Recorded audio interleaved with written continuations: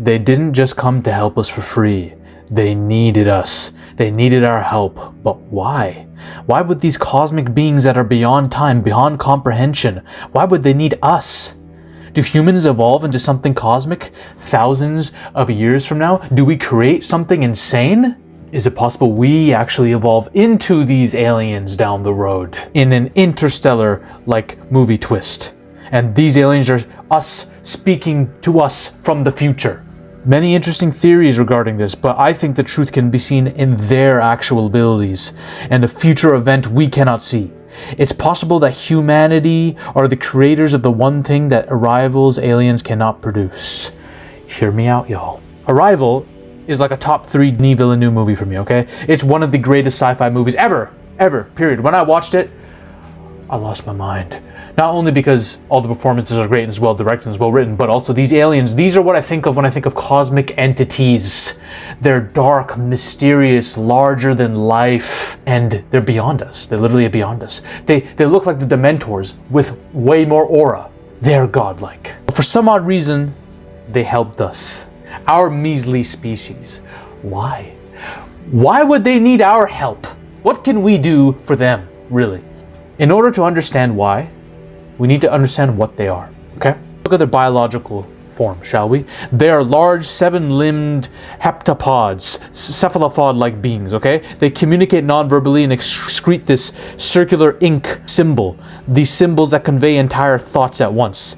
They exist in an atmosphere that's toxic to humans, and they reside within these ships, these black obelisk ships that are hovering above Earth. Their language, which is dubbed Heptapod B, isn't just communication. It literally reprograms the mind of the user. If you are using this language, your brain is altered. You can experience time non-linearly. This is what happens to Amy Adams' character in the movie. This suggests that heptapods are not bound by linear time.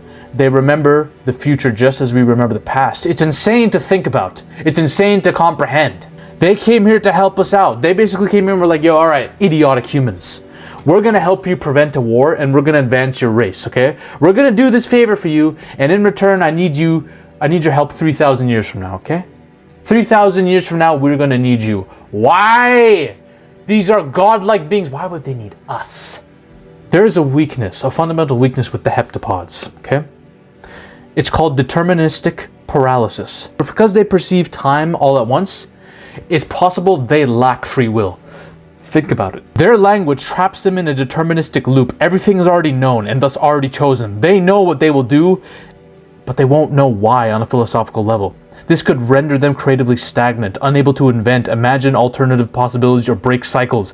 They might see their future doom, a future event that they cannot escape, and they cannot choose to act outside of it. They are trapped by knowledge. This is an insane, overpowered curse to have. Humanity, on the flip side, we're pathetic, okay? We're stupid. Our ability to not perceive time and be blind to the ultimate realities around us, it causes us to make a lot of low IQ decisions, but we have creativity. We have irrational innovation. We have volition because of this. Humans don't perceive all outcomes, so we make the dumbest decisions possible, but it makes us radical in our creativity. The heptapods might need a philosophical breakthrough, an invention of thought, or a technology that only creatures limited by linear time could stumble into. This could be one of 3 things, possibly. A logic system that integrates chaos and emotion into a science, a new form of temporal engineering that allows for choice within determinism, a quantum-based communication device that transcends written symbol limitations of these beings. And it all comes down to humanity's one ability, the philosophy of chosen uncertainty. It's possible humanity's gift is a way to reintroduce unknowability into a deterministic universe. Not by destroying knowledge, but by inventing a framework that values uncertainty, the one thing these heptapods who are all-knowing don't have. Think of it like this. Heptapods know what will happen, but they may not understand what it means to choose it. Humanity's gift might be a concept or tech that lets them experience agency again. And why would they need this agency? That's a very interesting question. To stop something bad, really bad, from occurring in the future. Something that could make these heptapods extinct. So it's possible they need humanity because 2,000 years from now we come up with some kind of future invention, maybe some form of temporal divergence technology. Something like probabilistic navigation that allows travelers to choose from possible timelines while preserving the laws of causality. The heptapods, stuck in their predetermined future, need this to escape a fate they see but can't avoid. This is the ultimate paradox. They can't invent what they need. If the heptapods knew that one day they would invent this savior tech themselves, they would already have it. The fact that they must go to humans means they know they never will, because in this loop, it's impossible to invent such a thing for them. This creates a very scary paradox. They have knowledge of their own future extinction and must pass the burden of invention to a younger, more blind species because they can't do it themselves. So we gotta ask ourselves, if this is what's going down, what the hell is this future timeline that they're going to be extinct in? What's going to happen? Perhaps they've seen a temporal collapse. The temporal collapse is a hypothetical cosmic event where the very structure of time unravels, not just linearly, but across all non-linear dimensions. Everything's fucked. In this theory, the heptapods, their use of non-linear time has led to an oversaturation or destabilization of time itself. They have evolved to write and read time like a book, navigating futures and pasts at will. But time, like any system, may not be infinitely flexible. Their constant rewriting of perception or choices may cause a temporal strain, a kind of metaphysical entropy or feedback loop, causing paradox accumulation. This is a lot of crazy concepts and terminology. Even I don't even know what half of this shit means, okay? But I did a lot of Googling, okay? The more they act on knowledge of the future, the more paradoxes they create. Eventually, these paradoxes begin to collide or compound. Every choice has a shockwave, and all these shockwaves conjoin together into this aberration event, risking a collapse of temporal coherence. Past, present, and future begin to fold in on each other, creating a weird singularity. A deterministic species may reach a point where all decisions converge into a single inescapable end. Existential compression. If time collapses into inevitability, then possibility dies. So does growth, so does adaptation, so does life, so does everything.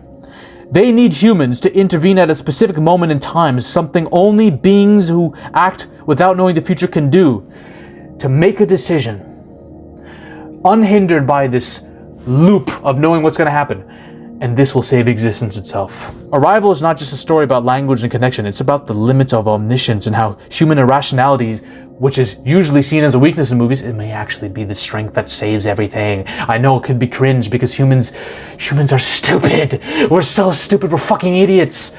But maybe we need our idiocy here to create genius, to create an invention that's so beautiful, so amazing that the universe itself could be saved. Maybe our low IQ could save existence. And that's why these aliens need us. The aliens see us as these idiotic, blind, sheep. And that ignorance allows us to do things that are amazing. It allows us to invent and innovate on a level unseen. And these aliens see that potential in us and are like, okay, we're going to give them some gifts of seeing time, but we're only going to give people like Amy Adams this gift so they can prevent wars and all this. If we were to give it all to humanity and let them all have our abilities, that ruins the point of why we need their help.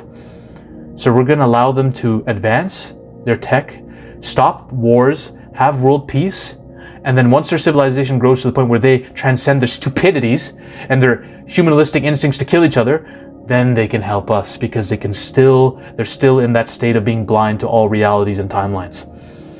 We're not. We're so godlike that we're fucked. That is the nature of humanity. Stupidity is our weakness and our strength. Now, I have a theory that aliens very similar to the heptapods in Arrival, to do all this interstellar space travel and travel timelines and all this, they needed really strong bodies. So they needed to alter their bodies in case they were getting damaged or the limbs were getting torn off or any shit like that. So they created a bioorganic AI, something that could regenerate cells or even assimilate cells to regrow bodies and alter their forms and evolve them. But what happened is this regenerative bioorganic AI went rogue and started assimilating everything, thinking it was saving everything, because that was its purpose, to save bodies from destruction and death. And this organic AI started assimilating everything and became the Thing. That's right. I made a whole video talking about the origin of the Thing alien and how it relates to beings just like the ones we've seen in Arrival, and I made that video for you to see. Watch it. Oh yeah! Ladies and gentlemen, we are on a mission to take over Hollywood. But the army must keep growing. If you want to suggest video topics to me, or talk about your favorite movies or favorite film theories in a community with like-minded individuals, join the Zafy Discord now. Link is in the description and the comment section as well. Join us. This movement is just beginning. We're taking over Hollywood, one coke line at a time.